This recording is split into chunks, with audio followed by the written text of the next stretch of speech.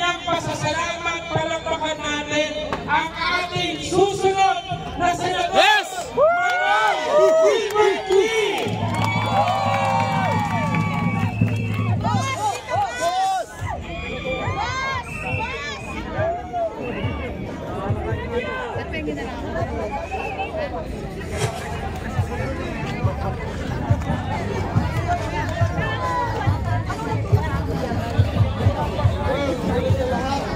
Muna magpasalamat sa ating Panginoon dahil po sa nakarating na po tayo dito. Nakita naman po dito yung ating paglalakbay noong nakarang 2 taon.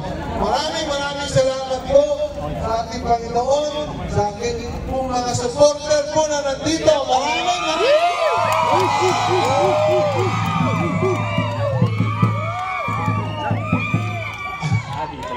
Maraming salamat po sa inyo. Ako po ay naiiyak sa kagalakan. Kanina pa po kayong nandito, madaling araw. Maraming salamat po.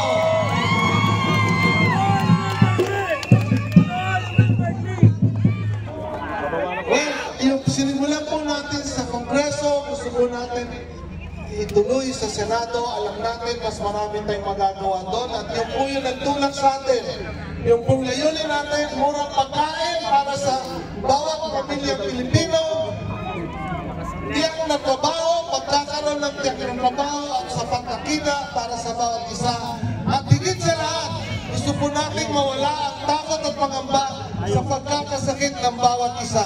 Dahil ito po ang nagluluklok sa kahirapan ng bawat Pilipino, yung pagtakot sa pagkakasakit, walang pambayad sa ospital, walang pambili ng gamot, maubos yung ipon. Libreng gamot at libreng pagpapagamot, gawin na po natin ito. Yan po yung ating mga layunin.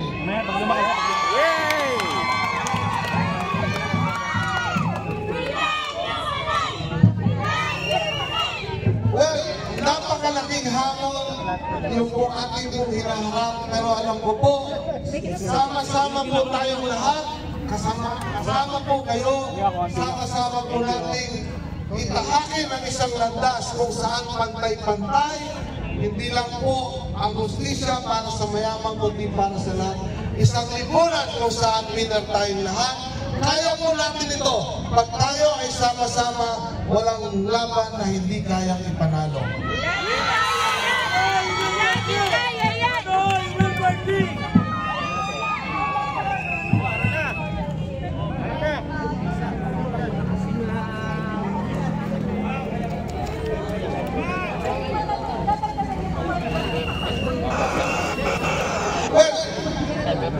Well, una sa lahat, no, yung pong ating nabanggit ko na kanina, yung ating pong layunin, yung tatlo po, no, magkakaroon ng unang pagkain sa hapagkainan ng bawat pamilyang Pilipino, magkakaroon ng tiyak ng trabaho at sa pagkakita.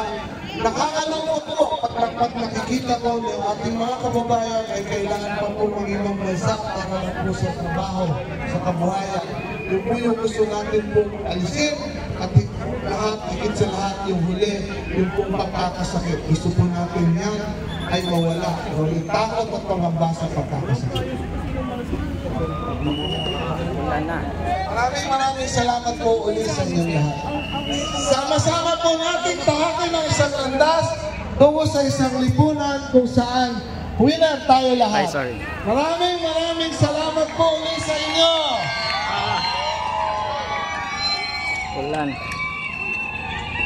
Sino ang ating senador?